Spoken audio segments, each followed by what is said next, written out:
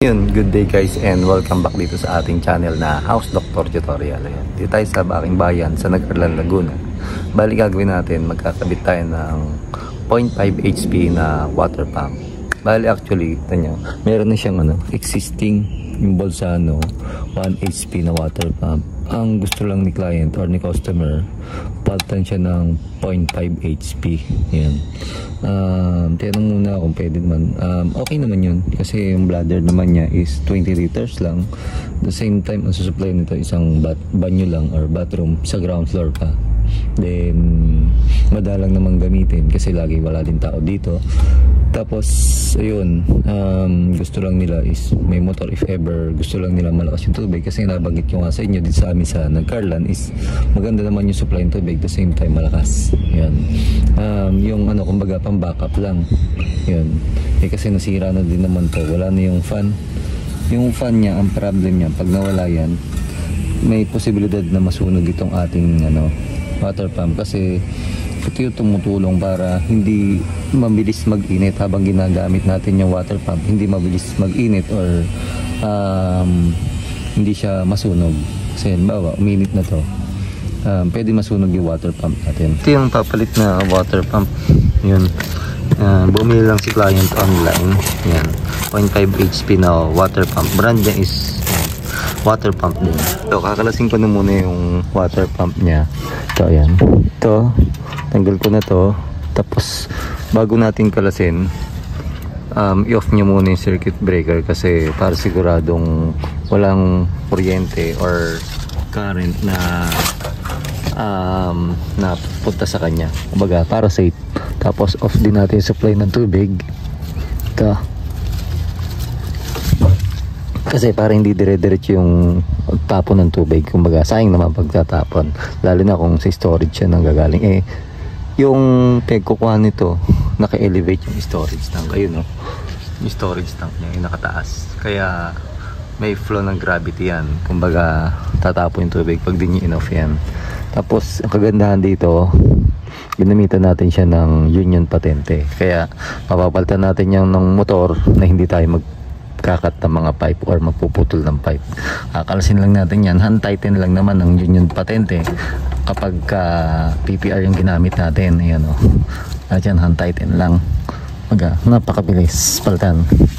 Isla ako ng pwesto pero yun na. Kaya hindi kayo mahirapan magpalit kapag PPR yung gamit nyo. Tapos gumamit kayo ng union patente. Yun. Tatanggal natin siya. Tapos tinanggal ko din pala yung flexible hose niya dito sa makakonect dito sa sa bladder tank kasi buo yan. Magkakasama yan kasi gawa nung gumamit tayo ng 5-way connector. Yan. Labas ko na siya. Yan. Ito kakalasin natin to. 5-way connector dito. Tanggalin natin yan. Pero before natin kalasin ito dito, tatanggalin din natin to kasi para may ikot natin tong 5-way connector nya. Ito tatanggalin din natin kasi ito gagamitin natin yan. Basta totally motor lang natin. Tapos nga pala, pag magkakalas kayo ng mga ganitong fittings, lalo na itong flexible hose, baka kinalas natin to, check nyo may mga o-ring yan or gasket, baka mawala, baka mag-DIY kayo. Check nyo bada kalas nyo yung mga natatanggal na o-ring kung saan ba siya nakalagay. Ito dito to, yan. Or mas maganda, halimbawa wala kayong idea, nagkakalas kayo, videohan nyo habang kinakalas nyo para alam nyo kung saan siya muling nyo ibabalik. Halimbawa kinalas nyo to, tapos may nakita kayong o-ring, hindi nyo alam kung saan ibabalik. At least pag na-videohan nyo, alam nyo kung saan siya natanggal or nalaglag siya, alam nyo kung paano siya ibabalik. Yan. Or manood kayo ng video natin dito sa House Doctor Tutorial. Marami tayong mga video about sa water pump. Ayan. Ngayon naman doon sa magtatanong, ito 1 HP tapos yun 0.5.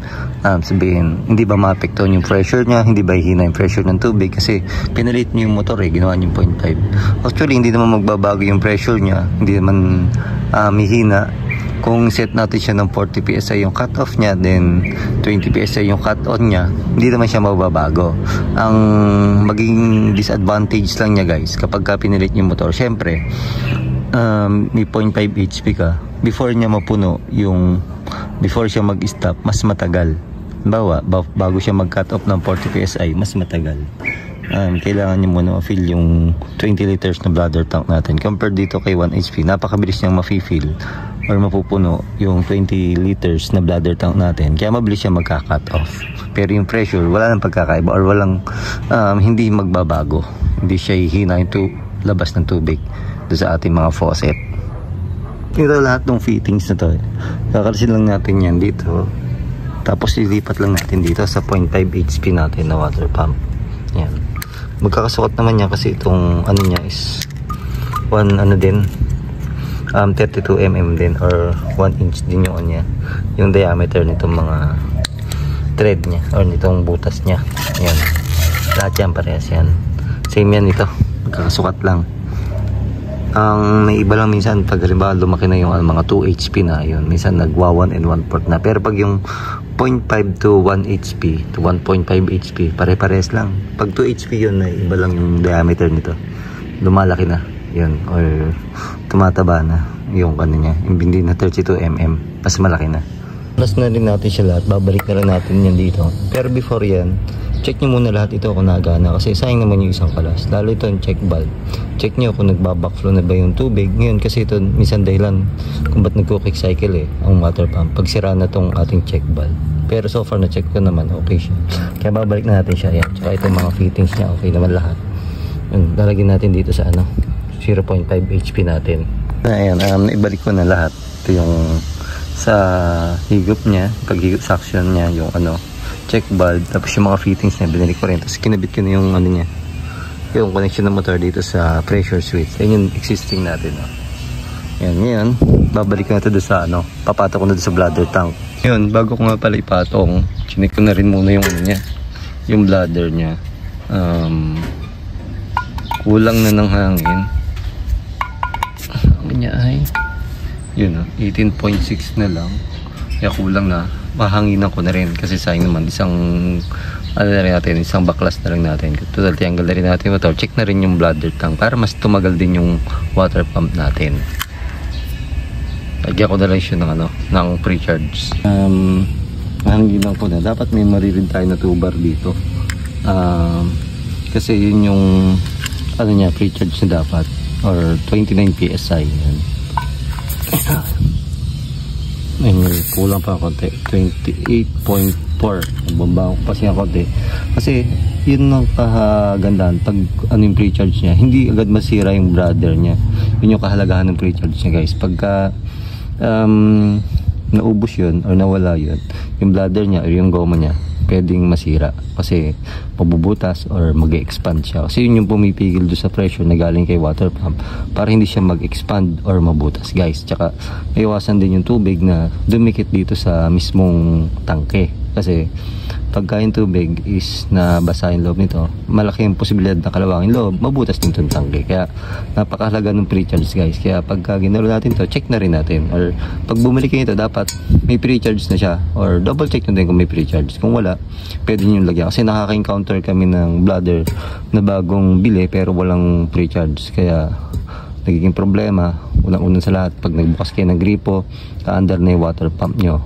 Pangalawa, pwedeng masira yung bladder nyo kasi wala na yung pre-charge.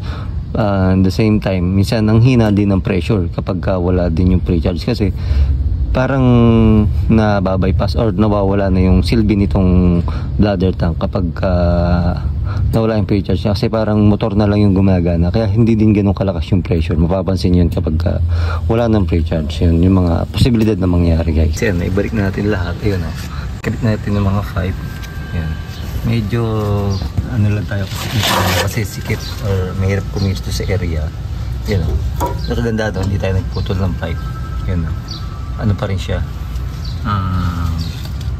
nakabit pa rin natin, wala tayong ginalaw sa piping. Yan. Kasi medyo yun patente tayo. Tapos check natin, anda rin natin to, tignan natin yung pressure natin guys. Medyo tahimik siya.